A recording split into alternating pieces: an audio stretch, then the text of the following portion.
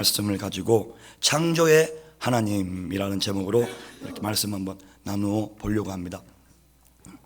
제가 저번 설교했을 때 아마 제가 이제 흙의 특성을 비로소 나는 누구인가에 대해서 이렇게 한번 나누어 봤었습니다. 오늘은 이제 하나님에 대해서, 하나님이 누구신지, 하나님의 그 속성이 무엇인지에 대해서 한번 알아보려고 합니다. 지금 저희 오늘 새벽에는 청년이 몇 명 보이는데, 청년들 중에서는 아마 이 설교를 들으면 3번 연속 듣는 애들이 있어요. 3번 연속. 근데 분명히 알아야 될 줄 믿습니다. 저희가 예수님을 믿잖아요. 예수님을 믿고 난 다음에 저희가 가져야 할 첫 번째 의무가 뭐냐면은 다른 게 아니라 바로 하나님, 우리가 믿는 그 하나님이 누구인지에 대해서 아는 게 가장 첫 번째 되는 의무입니다.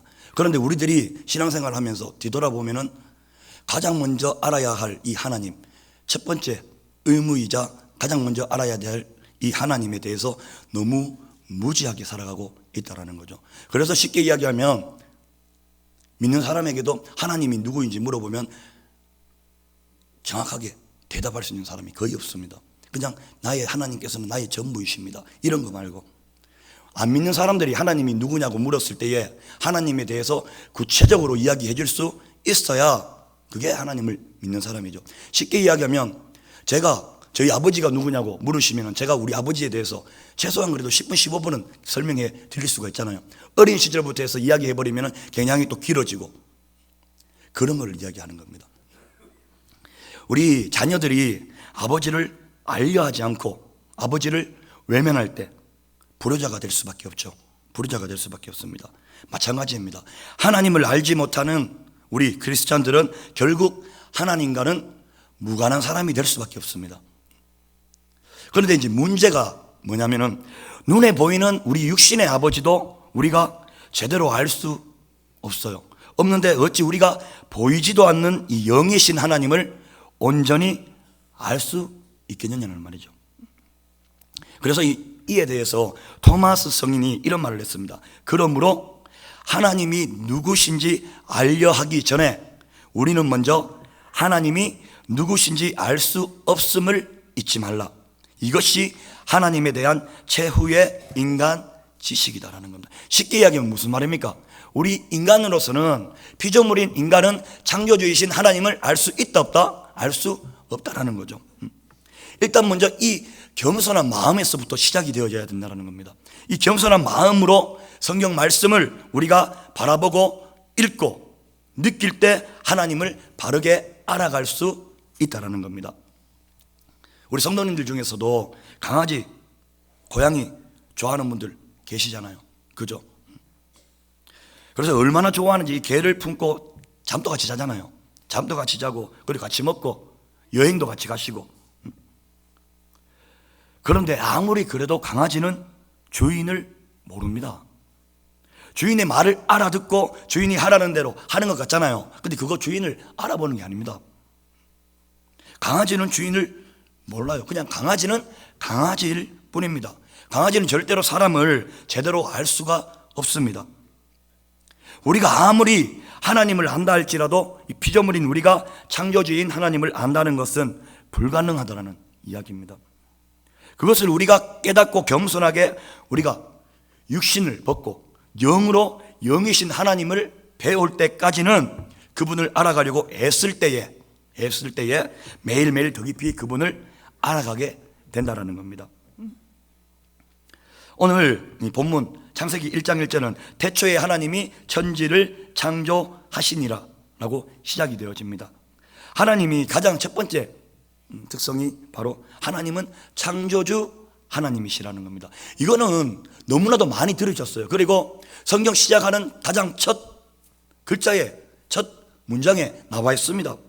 이게 성경 제일 첫 번째 말씀이라는 겁니다. 그런데 이 제일 첫머리, 첫 번째 말씀이 하나님은 창조주 하나님이시라는 거예요. 우리 하나님은 창조주이심을 믿습니다.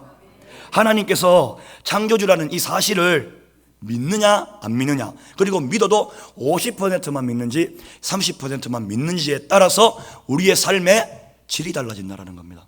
우리의 삶의 질이 달라집니다. 쉽게 이야기하면 우리가 하나님을 100% 전적으로 믿고 의지하는 거하고 50%만 믿고 의지하는 거하고 30%만 믿고 의지하는 그 삶을 바라봤을 때에 그 삶의 질이 달라질 수밖에 없다는 겁니다. 만약에 제가 하나님을 믿는다고 하면서도 하나님께서 내가 하나님을 믿어요. 그런데 하나님이 세상을 창조하시고 나를 창조하셨다는 이 사실을 내가 믿지 못한다면 결국 나는 어떤 존재가 되겠습니까? 그냥 나는 우연히 태어난 존재입니다. 그러면은 우연히 태어난 존재. 내가 원치도 않는 그 상황 속에서 그저 태어났을 뿐이라는 겁니다.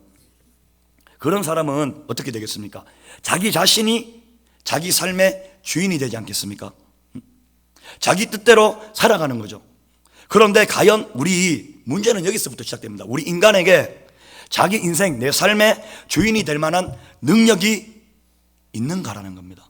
없어요. 문제는 없다는데 문제가 있는 겁니다. 예전에 한국에서 제일 유명한 S 종합병원에 30대의 엘리트 외과 의사가 있었답니다. 암 수술을 잘하기로 소문이 났었죠. 소문이 나면 어떻게 되겠습니까? 많은 분들이 이분에게 수술을 받기 위해서 수술 스케줄을 잡고 기다리죠. 몇 달간. 그 정도로 굉장히 유명하신 촉망받은 30대 외과 의사였습니다. 그런데 이 젊은 의사가 하루는 건강검진을 받았습니다. 그런데 그 속에 암덩어리가 있는 거예요. 암덩어리가. 의사들이 전부 다 친구다 보니까 이 친구들이 이 의사, 엘리트 의사를 얼마나 성심성의껏 돌봐 주었겠습니까? 그런데 이 동료 의사들이 이 엘리트, 30대 엘리트 의사의 암을 수술하기 위해서 개복을 했습니다. 개복을 해서 봤는데 개복하자마자 바로 닫았어요. 왜 닫겠습니까? 손 쓸 수 있는 방법이 없기 때문에 그냥 그렇게 이렇게 닫아버리고 말았답니다. 남의 병을 고쳐준다고, 남을 수술해준다고 매일 수술을 했잖아요. 수술을 했는데 정녕 내 안에 있는, 자기 속에 있는 이 암덩어리가 퍼지고 자기가 죽어가는 것은 전혀 몰랐다는 겁니다. 이게 바로 우리 인간의 모습입니다. 인간의 모습. 이게 바로 인간의 실상이라는 겁니다. 그런데 하나님이 나의 창조주라는 사실을 내가 인정하지 않으면은 이런 인간, 이런 무능한 인간이 자기 내 삶의 주인이 되어서 살아가니까 한밤중을 마치 걷는 것처럼, 그리고 그 인생은, 그 삶은 오리무중일 수밖에 없다라는 겁니다. 더군다나 하나님이 나의 창조주시라는 이 사실을 내가 믿지 않는다면 결국 나는 어떤 존재입니까? 하나님이 나를 창조하셨어요. 하나님이 인간을 창조하셨습니다. 이게 믿어지지 않는다면 결국은 나는 원숭이 자식이에요. 원숭이 자식. 그분의 창조하심을 믿지 않는다는 것은 내가 표현하든 표현하지 않든, 인식하든지 하지 않든지 간에 결국은 나는 원숭이의 후예가 되는 거예요. 원숭이의 후예가. 나는 원숭이의 후예입니다 라고 고백하며 사는 것이랑 똑같다라는 겁니다. 몇 해 전에 이게 실질적으로 있었던 일입니다. 미국에서 진화론 아시죠? 진화론을 신봉하는, 이 진화론을 가르치는 그 젊은 학자 부부의 가정에서 일어난 일이 우리들을 충격에 휩싸이게 한 적이 있습니다. 어떤 내용이냐? 이 부부가 다 진화론 신봉자들이다 보니까 이 자기 자식들에게, 애들에게 가르치는 것도 무엇을 가르치겠습니까? 진화론을 가르치는 거죠. 진화론. 인간은 아메바에서부터 시작되어져 가지고 원숭이를 거쳐 가지고 사람이 되었다라는 걸 가르치는 거죠. 그리고 그 자녀들도 그렇게 믿었겠죠. 당연히. 그런데 이 부부가, 자녀들이 이제 10대가 되는 그 어느 순간 멀리 여행을 떠나가게 되었습니다. 이 부부가 자녀들을 남겨두고. 그래 멀리 여행을 떠나가는데 갑자기 일이 생겨가지고 그 여행의 일정이 취소가 되어지고 집으로 돌아오게 되었죠. 그래서 집으로 돌아와서 문을 열고 들어가는데 이 못 볼 것을 보고 마는 거죠. 이 10대 자녀, 남매죠, 남매. 오누이가 빨리 온다는 것을 모르고 들어갔더니 이 말가벗고 목소리를 하고 있는 거예요. 남매끼리. 실제로 있었던 일입니다. 그러니까 얼마나 이 부모님들이 충격을 받았겠습니까? 충격을 받아가지고 야단을 쳤겠죠. 혼을 냈습니다. 그런데 이 딸과 아들이 뭐라고 이야기했는지 아십니까? 이렇게 이야기를 했습니다. 아니, 원숭이 새끼들 보니까 다 형제들끼리 이러는데 이게 뭐가 잘못됐냐고. 결국 하나님께서 창조주시라는 것을 인정하지 않으면은 우리 인간은 동물적 본능으로 살아가는 그런 존재에 지나지 않다라는 겁니다. 동물과 다른, 쉽게 얘기하면 저번에 제가 말씀드렸지 않습니까? 흙으로 지은 게 인간만 흙으로 지은 게 아니십니다. 동물들도 흙으로 지으셨어요. 그런데 다른 게 하나님께서 생기를 불어넣어 주셨죠. 생기를 불어넣어 주셨기 때문에 우리는 영적으로 살아가야 된다니까요. 우리가 영적으로 살아가지 못하면 동물과 다를 바가 없습니다. 오늘날 윤리와 도덕이 정말 밑바닥까지 떨어졌지 않겠습니까? 많은 이유가 있습니다. 사회적 문제, 어떤 발달되어지는, 그리고 핵가족처럼 이런 문제들도 있지만 가장 큰 이유는 창조주 하나님을 믿지 않는다는 데에 있다는 겁니다. 그러니까 동물처럼 살아가는 거예요.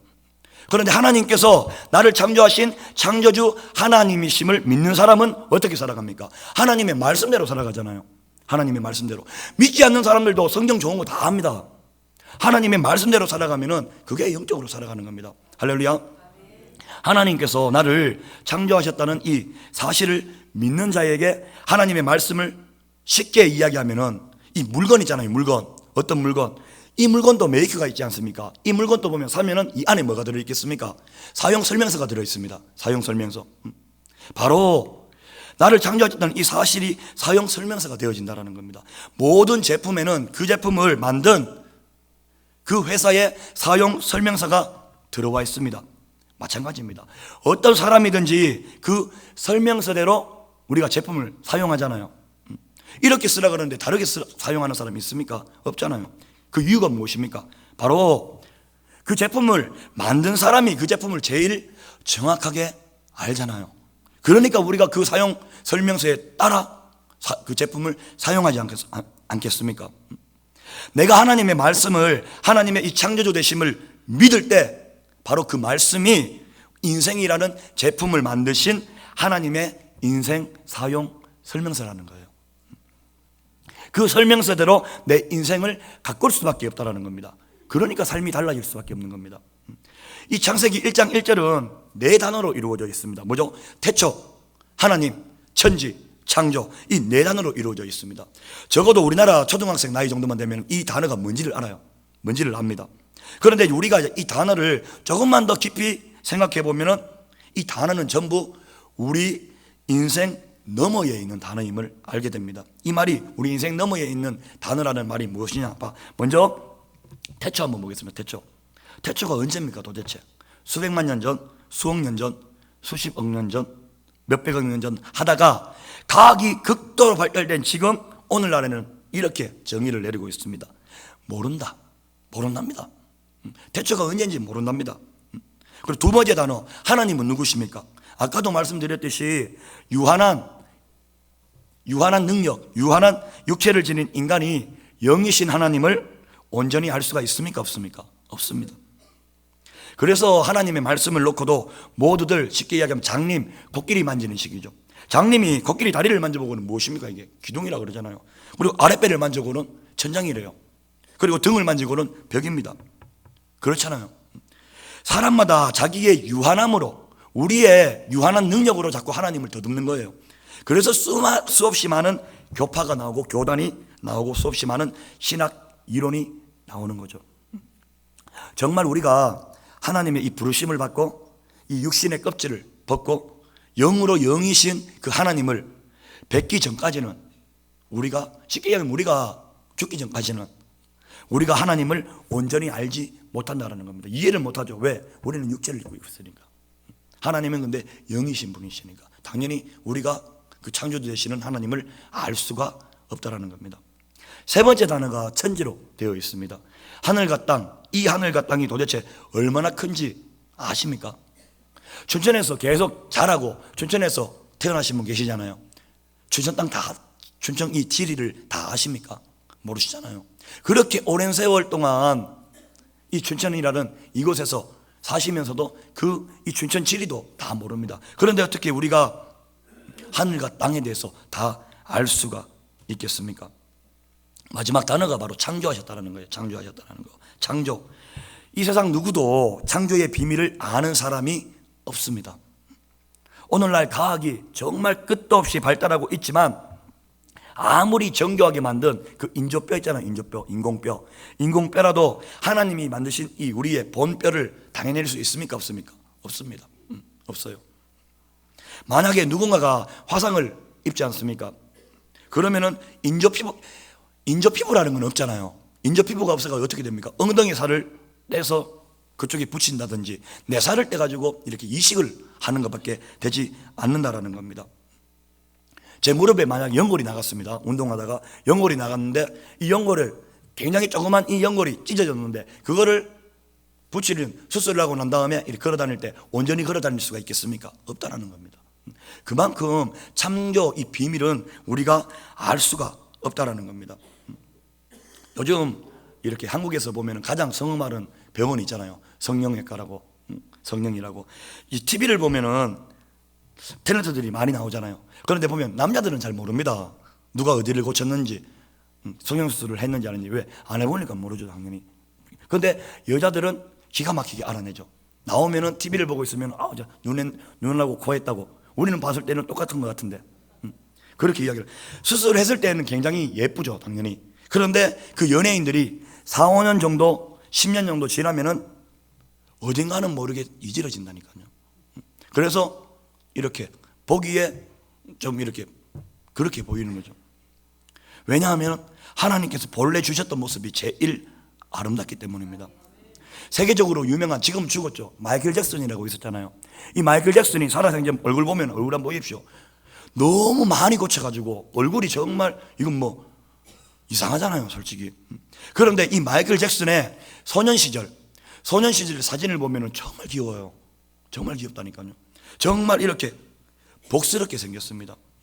그런데 계속해서 성형 수술을 받다가 보니까 마지막 하기 전에는 솔직히 어떻게 보면 이런 표현은 좀 그렇지만 괴물처럼 생겼잖아요. 마이클 잭슨이 얼굴 쫙 해가지고.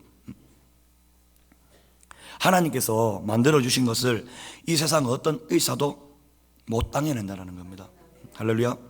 그런데 잠시 위장할 수밖에 없는 거죠. 위장할 수 있는 뿐이죠. 이처럼 성경 첫머리에 있는 이 한 구절의 이 네 단어가 우리가 다 모르는 단어입니다. 알 수 없는 단어라는 겁니다. 그렇다면은 하나님께서 나의 이 창조주 되심을 믿는 자는 첫머리부터 알 수 없는 이 말씀 앞에서, 우리가 모르잖아요. 천지, 창조, 대초 모르는 이 단어, 이 말씀 앞에서 겸손할 수밖에 없습니다. 겸손하게 그분의 말씀을 믿고 따르게 된다라는 겁니다. 우리가 비싸면 비쌀수록 이 제품을, 제가 만약에 1,000만 원짜리 제품을 샀다고 이야기를 합시다. 1,000만 원짜리 제품을 샀습니다. 그러면은 그 안에 있는 사용 설명서가 있어요. 그러면 이 사용 설명, 이거 좀 잘못된 것 같다라고 제가 이의를 제기하겠습니까? 안 하겠습니까? 하지 않죠. 그냥 아무 말 없이 그냥 그 설명서대로 그대로 사용합니다. 왜? 그렇게 사용하지 않으면 부러질 수가 있으니까, 기능이 저하될 수가 있으니까. 그런데 제가 길을 가다가 1,000원짜리 물건을 샀습니다. 1,000원짜리. 거기 1,000원짜리인데도 사용 설명서가 달려 있습니다. 그걸 보고 와, 이게 무슨 설명서야 하고 찢어 버릴 수도 있잖아요, 제가. 왜? 1,000원짜리니까. 그런데 1,000만 원짜리는 사용 설명서 박스까지 보관하게 하죠. 박스까지. 혹시나 모르게 다시 되팔려 그러면 박스가 있어야 되니까 박스까지 포함을 하고 있다는 겁니다. 우리가 비쌀수록 이 메이커의 말을, 그 사용 설명서를 전적으로 믿잖아요. 이 세상에 우리 인생보다 소중한 게 있겠습니까? 없잖아요. 이 세상에 내 인생보다 소중한 건 없습니다. 그래서 우리 인생 사용 설명서가 무엇입니까? 바로 이 말씀입니다. 이 성경. 할렐루야.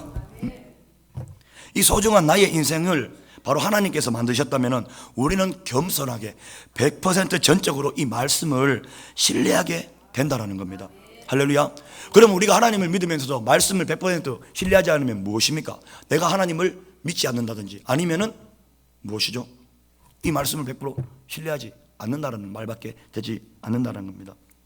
그래서 이 창조주 하나님이시라는 이 말씀을 믿느냐 안 믿느냐, 밑에 50%만 믿는지 30%만 믿는지에 따라서 우리 삶의 이 질과 가정과 결과가 달라질 수밖에 없다라는 겁니다. 할렐루야. 하나님이 창조주 되심을 믿으시죠? 믿으시기를 소망합니다. 두 번째로는 우리 창세기 1장 27절 말씀 한번 찾아보겠습니다. 창세기 1장 27절 그 뒤쪽 편에 있습니다. 창세기 1장 27절 우리 큰 목소리로 한번 봉독하겠습니다. 자, 시작. 하나님이 자기 형상 곧 하나님의 형상대로 사람을 창조하시되 남자와 여자를 창조하시고. 아멘. 자, 두 번째는 뭐냐? 바로 하나님은 부성과 모성을 함께 지니신 분이시다라는 겁니다. 하나님께서 사람을 창조하셨는데 그냥 아무렇게나 창조하신 것이 아닙니다. 하나님께서 뭐대로? 바로 하나님의 형상대로. 하나님의 형상대로. 그런데 중요한 게 하나님께서 하나님의 이 형상대로 남자만 만드셨습니까? 아니에요. 남자와 여자를 만드셨습니다. 그러면 제가 질문 하나 해보겠습니다. 하나님은 남자입니까? 여자입니까? 대부분이 남자라고 대답하시는 분들이 굉장히 많으세요. 그런데 하나님은 남자가 아니셔요. 아니십니다. 남자가. 그렇게 그냥 우리가 너무 강한 부성의 하나님만 이 성경의 말씀에서 부각되어지고 보다 보니까 하나님이 남자다라는 이런 생각을 많이 가지고 있죠. 근데 결론은 하나님은 남자도 아니시고 여자도 아니시고 부성과 모성을 함께 지니신 분이시다라는 겁니다. 왜 그런지 지금 한번 찾아보겠습니다. 자, 오래도록 사람들은 하나님을 이 가부장적인 남성상으로만 이해해 왔습니다. 왜? 우리 하나님께서 출애굽한 그 이스라엘 백성들을 위해 가지고 폭이 32km나 되는 이 홍해 바다를 바람으로 가르실 때, 그리고 여리고성을 무너뜨리실 때, 그리고 사나립 군대의 그 군사 10만 명 이상을 하룻밤에 격퇴시키실 때 정말 강한 남성상의 하나님을 우리는 만나게 되죠. 그런데 중요한 것은 하나님께서 당신의 형상대로 사람을 만드셨는데 남자와 여자를 만드셨다는 겁니다. 그러면은 하나님의 형상에 여자가 있단 말입니까? 없단 말입니까? 있다는 말입니다. 하나님께서는 남성성도 있지만 여성성도 함께 있다라는 거죠. 바꾸어 말하면 우리 하나님께서는 부성의 하나님이실 뿐만 아니라 모성의 하나님도 함께 가지고 계신다라는 겁니다. 요즘 새로 영어 성경들 보면은 옛날 성경에 보면은 다 하나님을 3인칭으로 할 때 he로 썼습니다. he, 그. 그런데 요새 새로 바뀐 영어 성경을 보면은 he/she로 되어 있습니다. 이 말은 무엇입니까? 그도 될 수도 있고 그녀가 될 수도 있다라는 겁니다. 물론 여성 운동가들의 그 부분에 영향력으로 입김이 들어가서 그렇게 되어진 것도 있지만 사실은 he/she가 정확한 겁니다. 정확하다는 거죠. 성경 말씀에 따르면은. 자, 우리에게는 아버지 하나님 아버지가 필요합니다. 아버지 부성으로서의 그 하나님이 필요합니다. 강하신 하나님이 우리의 인생을 지켜주시는 게 얼마나 감격스럽습니까? 이 강하신 하나님이 우리를 지켜주고 계시니까. 그런데 강한 것만으로는 안 된다니까요. 강한 것만 있을 때에는 강한 것이 어떻게 됩니까? 우리를 상처를 줍니다. 상처를 줘요. 강한 것은 반드시 섬세하고 부드러운 것과 함께 있을 때에만 이 참된 강함이 될 수 있다는 겁니다. 그래서 하나님께서 자식을 태어나게 했을 때, 아기가 태어났을 때 남자에서나 여자에게서만 자식이 태어나서 남자나 여자 밑에서만 살게 하는 것이 아니라 부성의 아버지와 모성의 어머니 사이에서 태어나게 하시잖아요. 사이에서 태어나게 하시고 그 부성과 모성의 이 사랑 속에서 이 자녀가 자라나게 한다라는 겁니다. 왜겠습니까? 바로 하나님께서 부성의 하나님이시고 모성의 하나님이시기 때문에, 그래서 부성도 필요하고 모성도 필요하다는 것을 알고 계시기 때문에 그렇습니다. 이 모성의 하나님을 만난다는 게 굉장히 중요하다는 겁니다. 우리가 부모님을 한번 생각해 보면 금방 알 수 있지 않습니까? 제가 아파요. 고열이 막 납니다. 고열이 나가지고 잠을 못 자고 고통스러워할 때 내 침대 옆에서 밤을 새우시는 분은 우리 아버지실까요? 아니라니까요. 저 그런 아버지 한 번도 못 봤습니다. 어머니가 지키시죠. 아버지는 일하러 가셔야 되기 때문에 주무셔야 됩니다. 이게 부성과 모성의 차이입니다. 전 세계를 막론하고 기차 길목에서 우는 아이를 뛰어들어가 가지고 아이는 아른지난 곳으로 피하고 그 기차를 밖에서 이렇게 죽음을 맞이하는 대부분의 사람들을 보면은 아버지는 별로 없습니다. 거의 대부분이 보면 어머니입니다. 제가 이 시간 아버지를 비하하는 게 아닙니다. 부성의 부성과 모성의 차이점을 설명하는 겁니다. 거의 대부분이 뛰어들어가 가지고 내가 죽고 자식을 살리는 경우는 대개 어머니라는 겁니다. 어머니라는 겁니다. 어머니는 이 태 속에 4개월 때부터 모성을 느낀답니다. 그런데 아버지는 애가 태어나고 난 다음에 4개월 뒤인가 4주 뒤인가 정확히 그때부터 부성을 느낀답니다. 그냥 어리둥절하죠. 이게 이제 과학적으로 증명이 된 그런 부분입니다. 어머니의 이 섬세함과 부드러운 이 생명력이 그렇게 맞는다라는 겁니다. 그 이재철 목사님, 백준영님, 이재철 목사님이 경험한 일이시래요. 어렸을 때, 초등학생일 때, 이재철 목사님 초등학생일 때 둘째 자양이 군인이었답니다. 군인. 그래서 6.25 참전했다가 50년대 말에는 논산, 그때는 훈련원이라고 그래요. 지금 논산 신규되지만 논산 훈련원에 있었다고 합니다. 그래서 이제 어머님하고 그 겨울에 둘째 자영 누님을 방문할 때, 연호대 갈 때는 이 자영이 차를 보내주잖아. 군용차를 보내줘가지고 그 차를 타고 이렇게 갔대요. 그런데 이렇게 올 때는 갑자기 작전이 걸려서 이 차를 내어줄 수가 없는 겁니다. 그래서 어쩔 수 없이 논산에서 이 대전까지 나와서 기차를 타고 이제 부산으로 내려갔다고 합니다. 근데 그때 보면은 이제 지금은 대전에서 논산까지 한 10분이면 가는데 그때는 이제 완행열차로 1시간 정도가 걸렸답니다. 1시간 정도.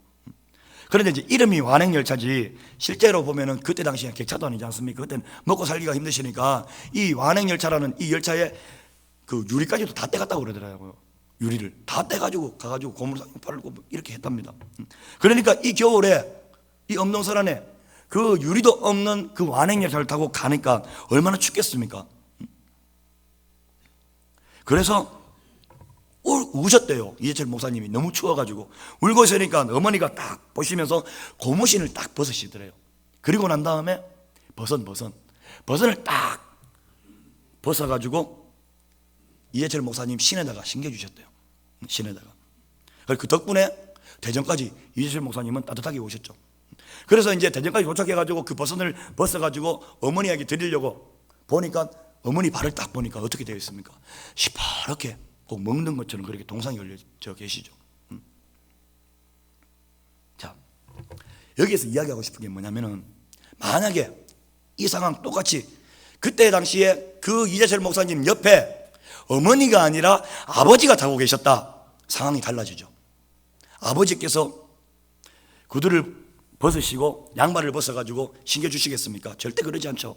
어떻게 합니까? 야, 자리에서 일어서 탁 뛰어. 제자리 뛰게 하는 겁니다. 땀내가지고 이게 부성입니다. 모성이랑 차이점. 애들을 강하게 키우죠. 강하게. 그렇다고 이 부성이 잘못됐습니까? 아니잖아요. 바로 우리 하나님에게 이 부성으로서의 강함도 있지만 이 어머니 같은 이 모성적 사랑도 있으시기 때문에 바로 성자 하나님 예수님께서 우리를 위해서 죽으실 수 있다는 겁니다. 할렐루야. 이 세상 어머니가 자식을 위해서 자기 발이 동상 걸리는 것과 똑같은 거라는 겁니다. 바로 그 하나님의 이 부성적 사랑과 이 모성적 사랑 속에서 우리는 바른 인격체로 양육되어진다는 거예요. 고린도전서 13장 보면 사도 바울이 썼잖아요. 고린도전서 13장을 보고 이른바 사랑장이라고 하잖아요. 우리가 사랑장. 바울이 사랑에 대해서 설명을 쭉 하고 있습니다. 그 사랑은 바꾸어 말하면 하나님의 사랑이요, 좀 더 깊이 있게 말하면 사랑이신 하나님을 노래한 겁니다. 바울이 그런 내용이 이렇잖아요. 사랑은 오래 참고 친절하고, 사랑은 시기하지 않으며 뽐내지 않으며 교만하지 않습니다. 사랑은 무례하지 않으며 자기의 유익을 구하지 않으며 성을 내지 않으며 원한을 품지 않습니다. 사랑은 불의를 기뻐하지 않으며 진리와 함께 기뻐합니다. 사랑은 모든 것을 덮어주며 모든 것을 믿으며 모든 것을 바라며 모든 것을 견딥니다. 다른 게 아닙니다. 바로 이 사도 바울이 이렇게 노래할 수 있었던 것은 바로 하나님의 이 모성적 사랑을 경험했던 사람이기 때문입니다. 그래서 이런 글을 쓸 수가 있었던 겁니다. 그리고 이 하나님의 이 모성적인 사랑 속에서 이 사도 바울은 어떤 극한 상황 속에서도 걸어가야 할 길을 걸어갈 수 있었다는 겁니다. 쉽게 이야기하면 우리가 신앙생활하면서 넘어질 때 있습니까? 없습니까? 시험 당할 때 있지 않습니까? 좌절해서 낙심해서 앉아서 울고 있을 때 있습니다. 그때 우리들을 일으켜 세우시는 분이 바로 모성적인 하나님이시라는 거예요. 할렐루야. 바로 하나님의 그 격려 속에서 우리가 다시 시작되어질 수 있다라는 겁니다. 클레어 클로닌드라는 분이 계세요. 만화경이라는 이 책을 쓰신 분인데 이 내용이 이렇습니다. 학교에서 선생님이 성탄절이 다가오니까 아버지를 위해서 선물을 만들어라 라고 애들에게 이야기를 했습니다. 근데 한 아이가 그 말을 듣고 몇 날 며칠을 아버지에게 줄 선물을 만든 거예요. 만들었습니다. 만들고 난 다음에 이제 딱 성탄절이 되어졌습니다. 그래서 아버지가 오르기를 학교에서 기다리고 있는 거죠. 언제나 오실까 아버지가, 언제나 오실까 계속 찾고 있는 겁니다. 이렇게 찾고 있는데 저쪽에서 아버지가 보이는 거예요. 그래서 아버지 그럼 달려가다가 자기 다리에 딱 걸려가지고 넘어졌어요. 그냥 넘어지면 괜찮은데 자기가 몇 날 며칠을 밤새워 만든 그 아버지에게 드릴 선물을 같이 안고 넘어지면서 이 선물이 쫙 떨어지면서 박살이 나버린 겁니다. 박살이 나버렸어요. 이때 아버지가 그걸 보시죠. 봤죠. 보고 아버지가 갑니다. 그리고 이야기를 하죠. 얘야 괜찮다. 내가 받은 걸로 칠게. 울지 마라. 안 울어도 된다. 괜찮다. 이렇게 위로를 합니다. 그런데 이 위로가 내가 받은 걸로 칠게. 괜찮다. 이 위로가 그 아이에게 위로가 되겠습니까? 안 된다니까요. 계속 우는 겁니다. 그때 지혜로운 모성적인 어머님이 등장하시죠. 등장하셔가지고 어떻게 합니까? 얘야. 그리고 이 아기가 넘어져서 깨트린 그 조각조각을 모으는 거예요. 모으면서 아이에게 이런 이야기를 합니다. 참 슬프겠다. 나도 보니까 슬프다. 그런데 얘야 우리가 이 조각을 가지고 모아서 다시 집에 가서 아빠를 위한 다른 선물을 만들자. 이렇게 이야기를 하는 거예요. 한번 생각해 보십시오. 다 박살나 버리는데 그걸로 뭘 만들어요? 못 만들잖아요. 그런데 그 말에 웃긴 건 그 말에 아이가 울음을 그쳐요. 위로를 받는다는 겁니다. 그래서 울음을 거치고 그걸 같이 모아서 그걸 가지고 집으로 가지고 오는 겁니다. 이게 바로 부성적인 그리고 모성적인 하나님이시라는 거예요. 이 차이가 있다라는 겁니다. 우리는 하나님께 보면 부성적 사랑뿐만 아니라 이 모성적 사랑이 함께 있으시기 때문에 바로 우리가 실패했을 때, 우리가 좌절했을 때, 낙심했을 때, 우리가 아플 때, 내가 울 때 나와 더불어 울어주시면서 야 우리 다시 한번 시작해보자 격려하시는 겁니다. 할렐루야. 그래서 이 어머니의 사랑 속에서 언제든지 우리가 다시 시작할 수 있는 거죠.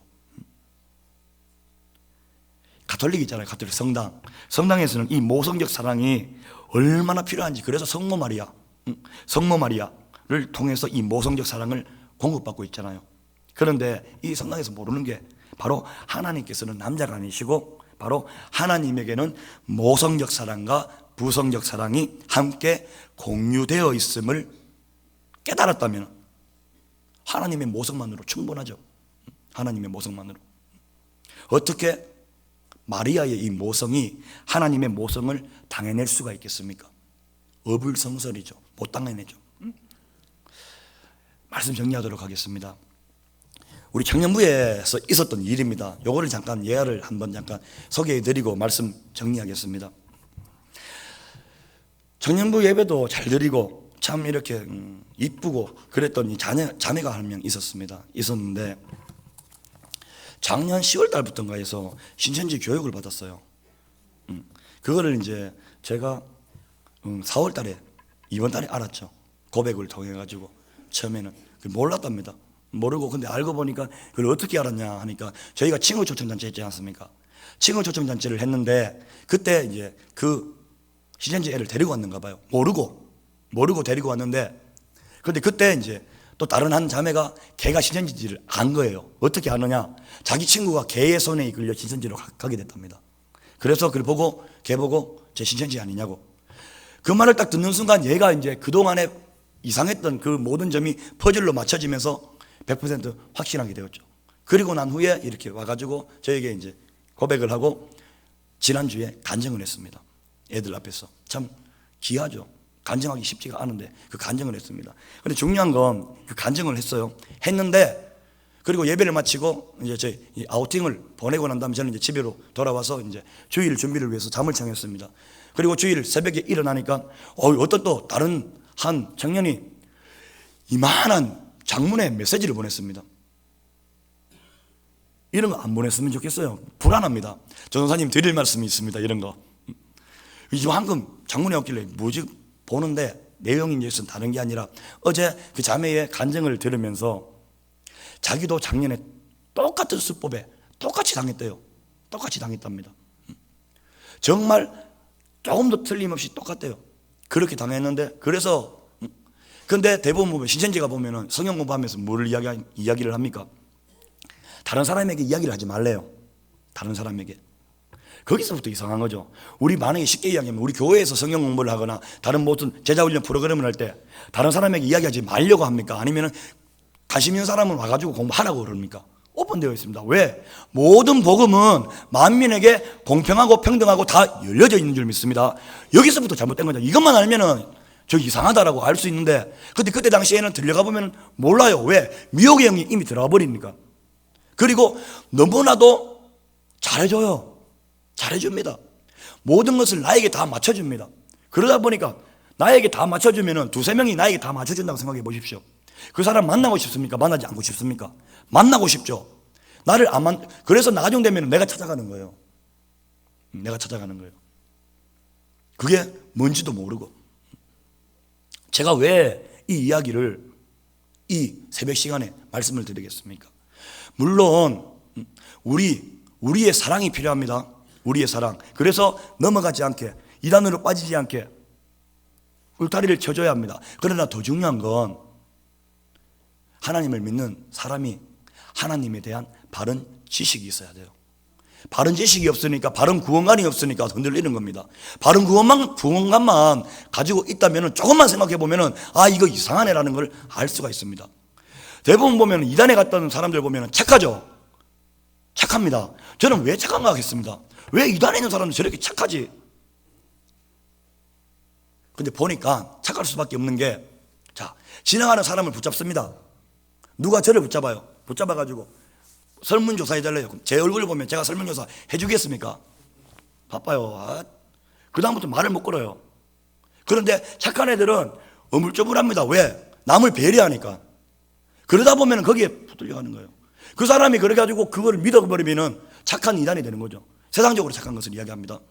그렇게 되어버린다니까요. 차라리 조금 못됐으면 안 들어갑니다. 바빠 죽겠는데 이래야 되잖아요. 그런데 남을 조금 배려할 줄 아는 사람이 보면 대부분 붙잡혀가지고 계속 이야기하고 있는 겁니다. 도를 하십니까? 그러는데도 저는 예수님 믿는데 거기 앉아 한참 이야기하고 있어요. 교회 다닙니다. 그냥 가잖아요. 대부분의 사람들이. 그런데 남을 배려하는 사람들은 그걸 붙잡혀가지고 도를 하십니까? 그러는데도 예수님 믿으셔야 된다고 부터 시작해가지고 계속 말하는데 계속 대답해주고 있는 거예요. 대답해주고 있는 거예요. 자, 다른 게 아니에요. 정말 하나님이 누구신지 알고 내가 누군지만 알면은 그 이단 신천지 아무리 무섭게 공격해 들어와도 내가 올바른 신앙관을 가지고 있고 올바른 믿음관을 가지고 있다면은 절대 흔들리지가 않습니다. 쉽게 이야기하면은 잘 이렇게 흔들리는 게 뭐냐면은 올바른 믿음관, 쉽게 얘기하면 말씀의 뿌리를 내리지 못해가 그렇습니다. 하나님을 믿는다고 하면서도 하나님의 말씀을 읽지 않는다는 것은 정말 말도 안 되는 거예요. 정말 말도 안 되는 겁니다. 모태신앙들 많잖아요. 모태신앙들이 왜 이렇게 뜨거움이 없겠습니까? 그냥 부모님 따라 교회만 다닌 겁니다. 우리 청년들 중에도 모태신앙 많습니다. 근데 보면은 모태신앙 안 같아요. 정말 죄송한 말인데 그냥 교회만 다닌 것 같아요. 그거 아니라니까요. 말씀을 알아야죠. 말씀에서 하나님을 만나셔야 됩니다. 할렐루야. 쉽게 이야기하면은 제가 오늘 또 이렇게 설교했잖아요. 이 설교는 진리가 될 수가 없습니다. 설교는 진리가 아닙니다. 설교 중간에 나오는 말씀은 진리가 될 수가 있죠. 설교는 단지 우리 성도님들을 도전시키는 거예요. 도전. 이거 하나님 말씀대로 살아갈 수 있게끔. 진짜 진리는 말씀밖에 없죠. 말씀을 읽으셔야 돼요. 말씀을 통독하셔야 되고. 그래서 믿음은 들음에서 나며 들음은 그리스도의 말씀으로 말미암느니라고 말씀하고 계십니다. 그 믿음은 말씀밖에 없습니다. 할렐루야. 꼭 말씀 가운데에 거하시는 하나님을 만나는 우리 성도님들이 되시기를 이 시간 축복드립니다. 기도하겠습니다.